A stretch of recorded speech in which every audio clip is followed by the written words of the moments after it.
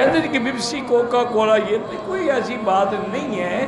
یہ اصل میں مشکل یہ ہے کہ کچھ تو متقی ہوتے ہیں پرہیزگار.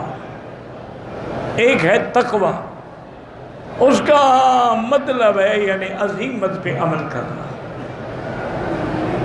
بڑے بڑے ہم نے اللہ والے دیکھے ہیں الحمدللہ، جو روٹی اگر دعوت کی جاتی تو پتہ کرتے تھے کہ بھی روٹی پکانے والی عورت جو ہے نماز پڑھتی ہے، اور روٹی پکاتے وقت اس کو وضو تھا نہیں تھا تو وہ نہیں کھاتے. یہ تو اللہ والوں کی باتیں، یہ آپ کی ہماری باتیں نہیں ہیں. ہمیں تو جو ملے سب کھا جاؤ، ہر چیز آیت فنا در فنا.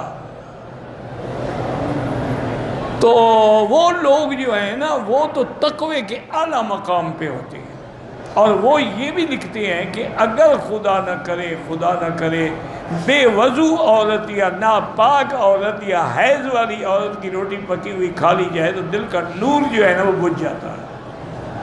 ان کو پتہ لگتا ہے، ہمیں تو نہ نور کا پتہ لگتا ہے نہ بجھنے کا پتہ لگتا ہے. یہ تو ہے مقام عزیمت. ایک ہے مقام رخصت کہ آدمی رخصت پہ عمل کرے پھر وہ کھا سکتا ہے، پھر بلا وجہ ایک چیز کی تحقیق میں نہ پڑے. اس کی وجہ یہ ہے کہ علماء نے لکھا ہے کہ پہلی چیز تو یہ ہے کہ یہ جو عام رواج ہے نا کہ الکحل ڈالا جاتا ہے، تو الکحل بھی اگر کھجور اور انگور سے نکلا ہوا ہو تو حرام ہے، اور اگر کسی چیز سے ہو تو کوئی حرام نہیں. اسی لیے جو پرفیوم میں الکحل ہوتا ہے کیا وہ کھجور والا ہے، کیا وہ انگور؟ اتنی بحث پڑھنے کی ضرورت کیا ہے؟ اس لیے علماء نے فرمایا پرفیوم لگاؤ جائز ہے، پیپسی ہے، کوکا کولا. اتنی باریکی میں نہ جاؤ کہ پھر زندگی گزارنا بھی مشکل ہو جائے. تقویٰ تو حضرت اب کہاں رہا.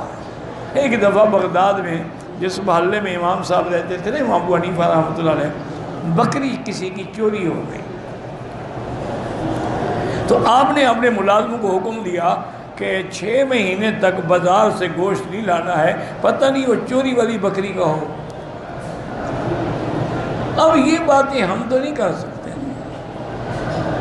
یہ تو ان کا مقام ہے جن کو اللہ نے ان اکرمکم عند اللہ اتقاکم، جو متقی.